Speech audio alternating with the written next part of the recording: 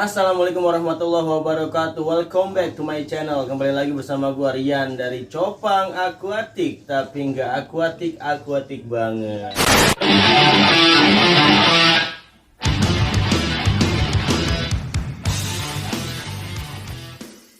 Teman-teman, sekarang gue lagi berada di farmnya Beta Fish G44, di farmnya temen gue Bang Yogi Andrea. Oke Bang Yogi, gue pengen belajar biar gue tahu lah, buat teman-teman di Copang Aquatic yang nonton juga bisa tahu juga. Gimana sih Bang Yogi? Pertanyaan gue pertama, cara memelihara atau treatment ikan cupang dengan baik itu bagaimana Bang? Sebenarnya untuk memelihara ikan cupang ini simpel ya, nggak perlu banyak bertele-tele lah di dalam perawatannya. Jadi untuk perawatannya sendiri kita hanya untuk membutuhkan pH air bagus, dan kalau bisa jangan pakai air yang dari pump. Air pump tuh kita kurangin lah ini kan. Kalau memang di rumah ada air pump ya otomatis harus kita endapin dulu nih. Kira berapa hari? Endapan air pump ini minimal kalau untuk saya itu 3 hari aja, 3 hari, karena emang kita kan di sini juga air sumur gitu. Jadi kalau untuk yang setahu saya, kalau air pump ini 3 hari endapannya. Nah untuk selebihnya itu lebih bagus, minimalnya 3 hari aja. Itu untuk ngatur pH airnya juga bagus dari ketapang nanti kalau di air pump ini. Oh iya, ketapang memang harus wajib banget ya, harus ada gitu. Tapi kalau untuk kayak ikan cupang yang gue beli dulu nih Bang, kan sempet nih beli ikan cupang ke Bang Yogi ya. Iya, itu di jenis-jenis bibitnya itu kalau nggak salah jenis-jenis itu ada giant multicolor, soft gold, udah gitu white platinum, terus red grouper dan lain-lain, banyak dah pokoknya. Kurang lebih ada 100 ekor lebih dah. Itu ada di rumah gue beli sama si Bang Yogi nih gitu. Nah cuma di ini gue lebih detailnya lagi, pengen tanya ke Bang Yogi, itu untuk pakannya itu loh. Nah untuk pakannya jadi gini, kalau untuk size yang masih baby, untuk ikan-ikan giant ini masih membutuhkan yang namanya cacing sutra untuk size baby, karena untuk perkembangan body terus mengejar size-nya juga itu kan dari cacing sutra ini lemak proteinnya tinggi, jadi itu sangat dibutuhkan untuk ikan cupang giant jenis khususnya. Berarti Bang Yogi cuma banyaknya kayak saya lihat ini jenis giant semua ya. Alhamdulillah kita main di ikan giant. Untuk plakat pun ada sebenarnya. Kalau plakat itu biasanya jenis apa tuh yang Bang Yogi ini? Kalau kita plakat dari blurin sama avata. Blurin masih ada blurinnya? Ada ya. Iya. Kita kayak di kolam itu juga gue ngeliat ada ininya loh, ada apa bibit-bibitnya. Iya. Jadi ada bibit blurin ya kan. Iya. Ini campuran kayak banyak ya bibitnya. Ada. Nah kalau masalah itu kan untuk pakannya dia sendiri dari size kecil itu dia udah makan, terus kira-kira di size berapa tuh Bang? Dari mulai lahir kita biasanya pakai kutu air. Kutu air. Karena satu kutu air ini simple, kita bisa kultur juga, dan untuk cari di alam pun bisa. Berbeda kalau misalkan kita pakai artemia berarti harus siap-siap juga pengeluaran di samping itu. Nanti kalau dia sudah beranjak umur ke 2 minggu bahkan sampai ke 3 minggu selanjutnya baru mulai belajar pakai cacing sutra. Iya. Kalau cacing darah gitu boleh juga? Cacing darah sebenarnya bagus. Cuman untuk size di usia 3 minggu 2 minggu itu dia belum mumpuni untuk makan yang namanya cacing darah. Jadi kita jos dulu lah pakai cacing sutra, nanti udah umuran 1 bulan bahkan udah lebih dari 1 bulan itu udah mulai pakai cacing darah. Lagi itu pernah ada gue kayaknya dikasih sama lo kayak cacing beku itu dasarnya dari mana? Cacing darah? Cacing darah dibekuin gitu ya? Iya betul. Itu boleh juga tuh buat panen? Boleh. Kalau beberapa dari breeder yang ikannya itu emang dikhususkan untuk masuk kontes, nah itu biasanya diseling sama yang namanya cacing darah itu. Karena dengan bentuk beku boleh, hidup lebih bagus. Gitu. Kalau untuk pakan dari cacing darah, kalau untuk cacing sutra atau yang sejenisnya juga lebih bagus pakan hidup sebenarnya. Karena mungkin kalau cacing darah ini kan simpelnya bisa kita bekuin, kalau misalkan nggak habis ini pakannya sayang kan kalau nggak apa sih nama ikan-ikannya gitu, mubazir, membuang, kan dia membusuk dan jadi bakteri juga buat ikannya kan. Nah, jadi kita kasih sekadarnya aja, nah sisanya kita puterin lagi untuk menghemat juga. Ada catatan sedikit Bang Ian. Jadi kalau untuk pemberian pakan di usia dia baru lahir itu biasanya saya memberikan pakan itu di usia 5 hari. 5 hari. Iya, 5 hari. Jadi begitu dia menetas kan kita sering pantau gitu, waktu di breed itu kita pantau terus. Kalau dia belum keluar dari sarangnya, burayanya ini jangan dulu dikasih makan. Jadi biarkan aja dulu si ikan aja yang merawat anak-anaknya nih. Begitu dia udah keluar dari sarang, udah yakin kalau bakalan dia kita kasih pakan tuh udah bakalan dimakan, itu kan ciri khasnya dia kalau udah keluar dari sarang berarti dia udah siap untuk cari pakan, untuk cari mangsa lah ibaratnya gitu. Apapun yang bergerak, sesuatu yang kecil dari lebih dari si burak itu pasti dihajar sama burayaknya, jadi Dimakan lagi. pasti dimakan. Jadi kita udah siap tuh pakannya berupa pupuk air atau akhirnya untuk pakan si burayaknya. Jadi gitu teman-teman, buat cara yang pertama itu pertanyaan dari Bang Yogi, cara memelihara ikan cupang. Jadi untuk pakannya sendiri itu dari size kecil bisa pakai itu air. Iya. Setelah dia usianya 5 hari, dan juga setelah itu sekitar usianya 2 minggu atau 3 minggu itu udah bisa makan cacing gitu Iya. kan. Dan juga cara treatment lainnya lagi, jangan lupa pakai daun ketapang Daun untuk ketapang. mengatur pH ikan tersebut biar lebih nyaman di Iya, kondisi air. ya biar lebih nyaman di tank atau enggak di akrilik atau di toples. Dia udah lebih nyaman pakai ketapang, Ketapang. daun ketapangnya ya, bukan ketapangnya tapi daun ketapang. Daun ketapangnya betul. Oke Bang Yogi, Iya. paling yang kalau sebenarnya nih ya jenis cupang itu kan banyak ya. Iya. Nah yang Bang Yogi ketahui gitu, jenis cupang itu apa aja sih? Nah, Jenisnya. yang umumnya ini kan sekarang yang lagi booming multicolor. Multicolor itu kan berarti lebih dari Nah gini 4 Bang Yogi, jenis. kalau misalkan giant sama plakat itu termasuk jenis atau perbedaan apa itu? Nah, kalau untuk giant sama plakat, kalau menurut pribadi saya itu dia perbedaan dari genetik. Genetik. Iya, karena kalau giant ini udah pasti otomatis lebih besar daripada plakat. Karena dari sebutan katanya kan giant itu raksasa ibaratnya. Nah, kalau plakat ini kan dari dasar katanya itu sebenarnya cupang aduan. Plakat dari kata Latin ya bahasa Thailand lah sana gitu kan. Itu artinya cupang tarung. Cupang tarung itu adalah cupang aduan. Dengan melalui beberapa genetik dan keturunan, lahirlah jenis-jenis baru yang seperti multicolor, avatar, gurin dan sejenisnya. Bahkan FCCP, WS dan sebagainya deh kayak model gitu. Sedangkan dari giant sendiri, giant ini memang dari basic awalnya aja sudah besar, sudah bodinya tuh udah lebih 2 kali lipat, bahkan mungkin ada yang lebih besar lagi nih dari ukuran si plakat ini. Tapi nggak menutup kemungkinan untuk ngambil genetik dari warna-warna ikan giant ini, beberapa breeder bisa melalui dari ikan plakat, cuman melalui beberapa tahap dan versi.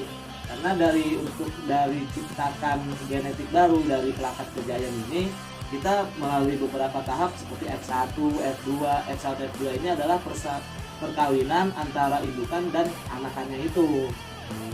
Sampai betul-betul dia mendapatkan genetik si giant ini gitu. Maksud saya di sini karena gini loh, kalau kita mau bermain di warna di giant misalkan nggak ada nih warna yang ada di ikan plakat, otomatis kita breed dulu nih antara indukan si giant sama indukan plakat. Nah dari sana nanti kan keluar lahirlah anaknya yang menyerupai genetiknya indukan yang giant. Dari indukan giant itu kita saring, kita sortir. Begitu sudah cukup untuk dibreed, kita breed langsung untuk menghasilkan anakannya murni genetiknya. Begitu treatmentnya untuk mengambil warna yang ada di plakat tapi tidak ada di giant.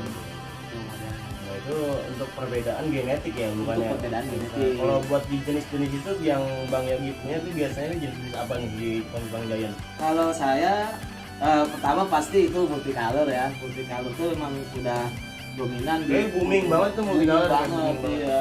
Dari multicolor tuh udah orang udah banyak tahu, mungkin sampai yang anak SD biasanya beli ikan cupang adu sekarang udah main di multicolor karena udah dia tahu oh ikan bagus nih, ikan enak dipandangnya gitu. Yang tadinya buat diaduk akhirnya buat dihias, kan lebih indah lagi dilihatnya gitu. Nah untuk yang Bang Rian tadi bilang multicolor dan apa fancy model-model gitulah. Oke Bang Rian, selain dari multicolor juga kita ada beberapa jenis macam dari Giant ini sendiri, banyak sih jenisnya. Jadi yang terutama pasti itu multicolor ya. Multicolor itu udah pasti. Nah ada lagi Giant HMPK, di mana Giant HMPK ini mempunyai ekor yang lebih lebar, form yang lebih indah, ya kan? Nah, terus dari ekor bukaan dan segala macamnya lebih enak lah dipandangnya kayak gitu. Ada sampelnya tapi Ada sampelnya. HMPK Giant. Ada multicolor, Giant HMPK, terus apa lagi? Giant Half Moon ada, terus ada lagi fancy, terus candy multi, terus ada lagi soft gold, super black juga ada. Kita siapkan untuk indukan dan untuk nanti kita ini lagi lah gitu ya. Iya. Biar generasinya nggak putus gitu.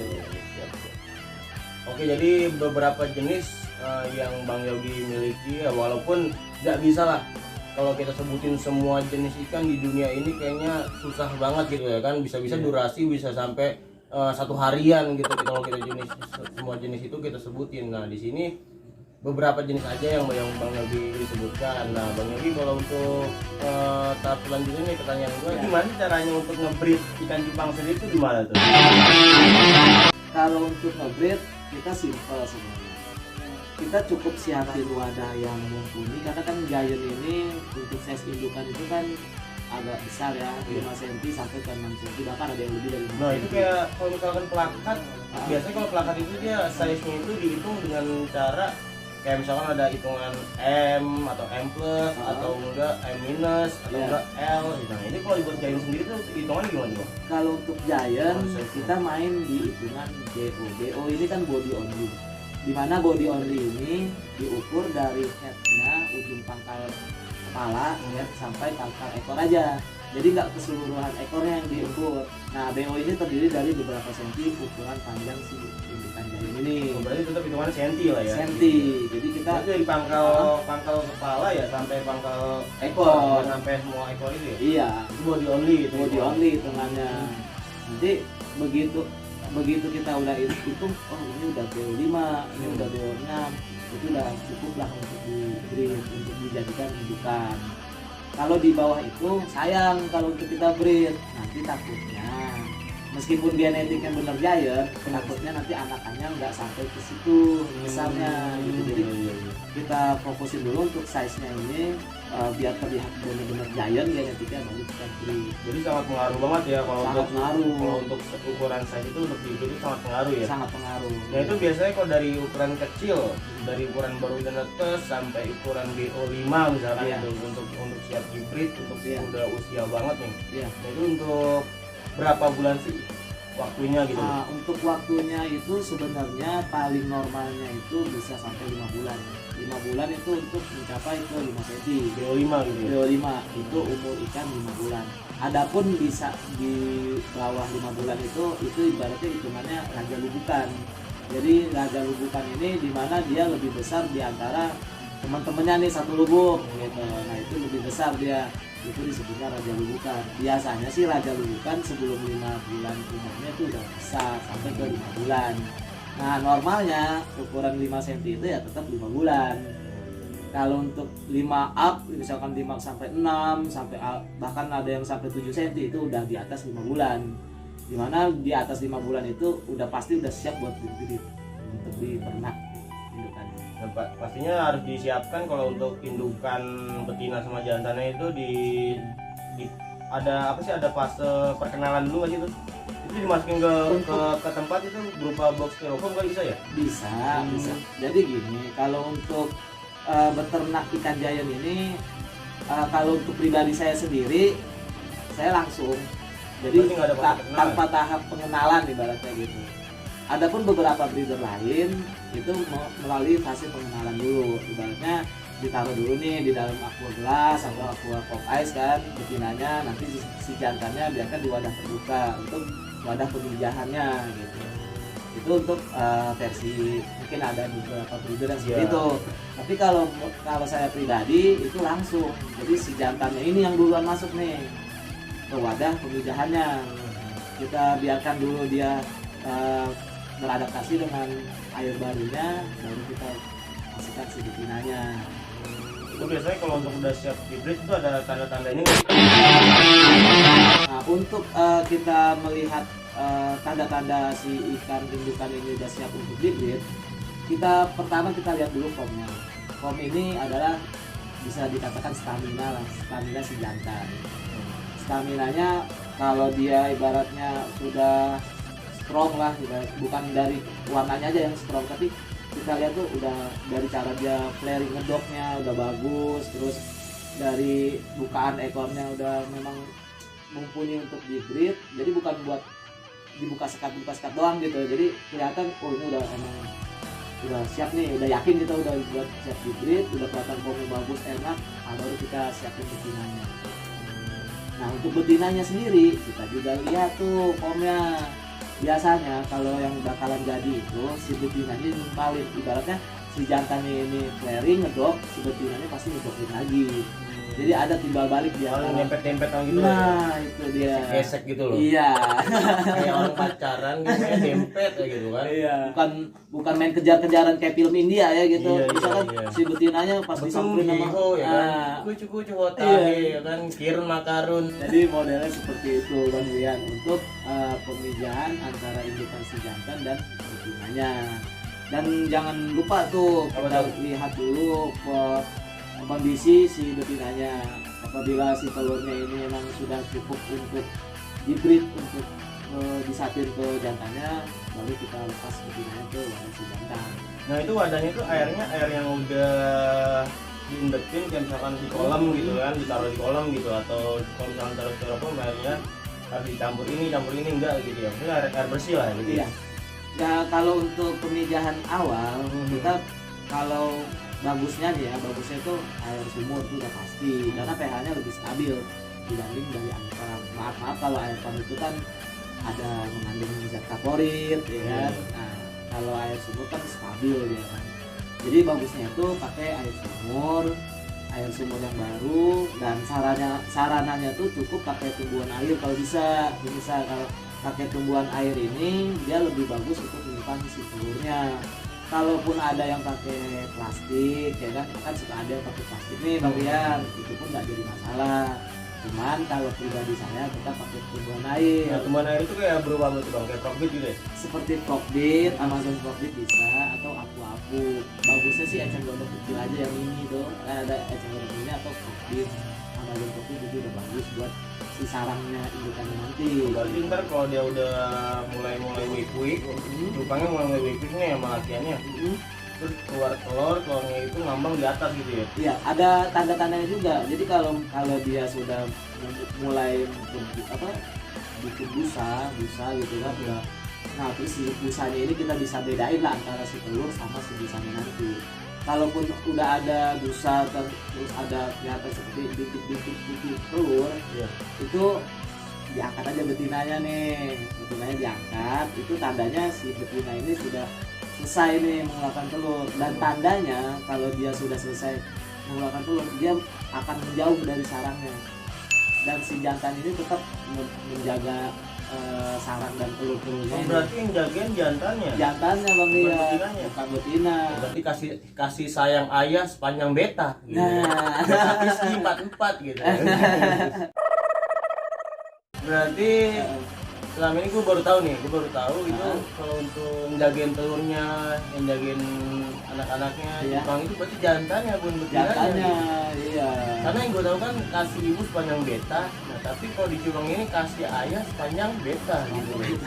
Iya, jadi bedanya Kirun sama Jepang tuh begitu. Iya. Gitu, kan?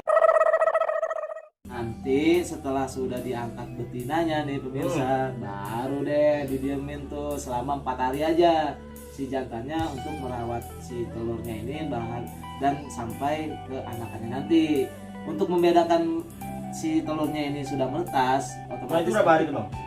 Kalau untuk normalnya biasanya sih di hari ketiga tuh udah netas si telurnya, udah menjadi bulayak lah, udah jadi plasma, kalau orang bilang tuh plasma. Nah nanti kalau sudah seperti itu tetap kita biarin aja dulu sampai dia keluar dari sarang tadi. Begitu sudah keluar dari sarangnya, otomatis sudah siap tuh si anakannya ini siap untuk pindah ke kolam pembesaran. Dimana kolam pembesaran ini otomatis wadahnya itu harus lebih besar daripada wadah pemijahan tadi gitu. Nah ini indukan jantan ini gimana ini? Indukan jantannya sebenarnya gini Bang Dian, kalau indukan jantan ini selama dia tidak terganggu atau tidak terusik lah dalam masa kurun dia menjaga si bulayaknya ini, dia nggak akan stres dan nggak akan makan anakannya pemirsa. Tetapi kalau misalkan si indukan ini diusik atau merasa terganggu, dia bakalan stres, dan stresnya ini bisa menyebabkan si anakan ini dimakan dia. Berarti di sekitar di 4 hari lah ya, 4 hari. Iya, di hari keempat dia udah mulai keluar dari sarang, itu otomatis menandakan si burayak itu udah siap untuk makan kutu air atau asamnya ini. Itu tandanya dia udah keluar dari sarang. Di sanalah kita udah boleh untuk memindahkannya ke wadah yang lebih besar. Contoh misalkan kita pemijahannya ini di wadah ember 8 liter ya kan. Nah, itu untuk pemijahan ikan giant. Begitu udah anakan udah keluar dari sarang, kita pindah nih ke styrofoam yang ukuran 75 cm ya kan. Nah, itu nggak jadi masalah pemirsa. Tapi lebih bagusnya lagi kita buat kolam-kolam yang agak besar. Jadi untuk si pertumbuhan anakannya lebih cepat misalnya. Nah ini kalau ya pastinya kalau cupang hybrid itu kan kita harus tahu lah yang mana tuh yang jantan, yang mana yang betina gitu. Cara membedakannya gimana sih Bang Yogi? Jadi gini pemirsa, kalau dia tahu kan nih Bang ya, kalau untuk betina itu dia dasi kayaknya lebih pendek dasi cupangnya gitu ya kalau untuk betina. Iya benar. Kalau untuk betina sebenarnya bisa beberapa versi ya. Kalau untuk betina ini yang pertama dilihat kita adalah telurnya. Karena betina ini meskipun dia full block dalam warnanya strong, tetap dia akan ada yang namanya sel telur. Dimana sel telur ini sudah ada di usia dia 1,5 bulan, beda dengan si jantan. Tapi untuk yang udah siap di-breed, tetap aja kita fokus pertama di sel telurnya. Dilihat sel telur ini adalah di bawah, ini kan jantan ya pemirsa, ini jantan, di belakang ini betina. Kalau untuk betinanya perutnya ini lebih besar, lebih lembut lah gitu ya. Di bawahnya itu ada putih-putih seperti yang telur mau keluar. Nah itu ciri pertama. Keduanya dari si perutnya ini ke belakang ke arah pangkal ekor dia lebih memanjang gendutnya. Nah itu mencirikan bahwasannya si betina ini sudah mengandung telur udah ada sel telurnya lah gitu di perutnya. Berbeda dengan si jantan. Kalau si jantan meskipun dia kekenyangan perutnya gendut tapi tidak sampai ke pangkal ekor gendutnya nih. Ada memang beberapa pendapat kalau untuk dasinya memang benar, betina ini lebih condong dasi lebih pendek daripada si jantan. Sedikit nih masukan dari saya pemirsa dan khususnya buat teman begitu ya. Kalau untuk mengambil indukan, size indukan yang bagus dan kita pasti berharap trainingnya tuh anakannya bakalan grade lah, disebutnya grade tuh lebih super lah gitu kan. Otomatis kita lihat indukannya. Indukan kalau untuk jantan full color lah ya kan. Strong color, tapi bukan di situ aja. Kita lihat lagi nih pola dia kedoknya, flaringnya ya, terus si ekornya, dalam arti tailnya gitu, sama dorsal plus analnya. Dimana kalau memang dia grade, dia tuh bagus, indukannya emang super, dia dari atas dorsal sama analnya ini sambung dengan si tailnya ini ekor. Jadi tuh kan begitu dia ngedok itu langsung tutup gitu ya, semua nyambung semua gitu ya. Nyambung dia. Untuk dasinya pun rapi, tegak lurus ke bawah. Jadi tidak mengsol nikung gitu, kalau orang nikung kan nikung iya. Jadi nggak ada tikungan gitu di dasinya. Kayak orang mau deketin cewek, contohnya ditikung duluan sama si gitu kan pemirsa. Jadi kita lihat dulu nih untuk si jantan. Nah, satu lagi si kepalanya ini pemirsa, kalau dia membentuk peluru cakep deh pokoknya kan, kayak torpedo tuh, baru kita siapin tuh buat indukannya nanti. Begitupun sebetinanya, karena persentase untuk anakan bagus itu kebanyakan dominan dari betina ya. Maaf pemirsa nih, kita masing-masing pendapat lah ya. Kalau dari saya, pendapat saya itu banyak condong ke betina. Karena apa? Genetik biasanya untuk ikan-ikan jenis cupang, baik di Pelakat ataupun Giant yang saya sudah alamin, itu banyak condong ke betina pemirsa gitu. Makanya kalau misalkan betina atau harga lebih tinggi ya maklumin aja pemirsa ya gitu ya. Atau misalkan betinanya nggak dikasih nih ya maklumin aja pemirsa, karena memang cetakan ikan Giant ini atau ikan Pelakat berpengaruh besar untuk ke betinanya. Makanya kalau untuk si betina ini kita cari yang super juga pemirsa, dari kepalanya tuh peluru ya kan, nggak dolphin yang nggak kayak lumba-lumba itu. Terus ekornya juga lebar, bagus, dorsal sama analnya juga bagus, dasinya pun rapi, ditambah lagi strong color lagi ya kan. Oh itu udah bagus pemirsa gitu Bang Rian. Ini untuk jenis ini Bang, jenis-jenis ikan cupang yang lagi kita tontonin ini loh, ini jenis apa nih Bang? Kalau ini bagi saya, ini masih golongannya keluarga yellow bass, tapi dia lebih condong ke multicolor. Kenapa dibilang multicolor? Karena warnanya ini lebih dari 4 color. Kalau dibilang multicolor otomatis kan lebih dari 1 dong, multi kan.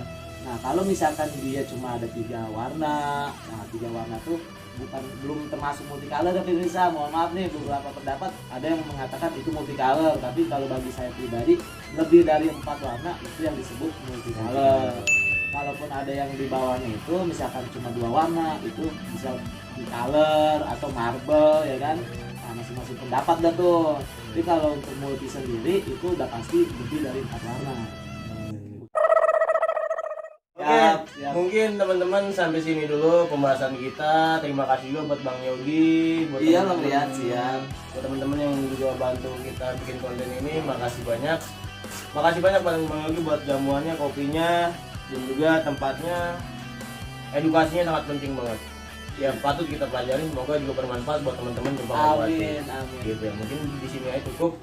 Saya Rian dari Cupang Aquatic, tapi nggak aquatic banget. Bang Yogi Andreas dari Beta Fisgi 44. Pokoknya nanti kalau ada ya teman-teman yang mau pesan ikan-ikan cupang, jadi ikan cupang giant atau gimana-gimana, bisa langsung hubungi beliau di WhatsApp-nya, Instagram-nya, ataupun di Facebook-nya gitu loh.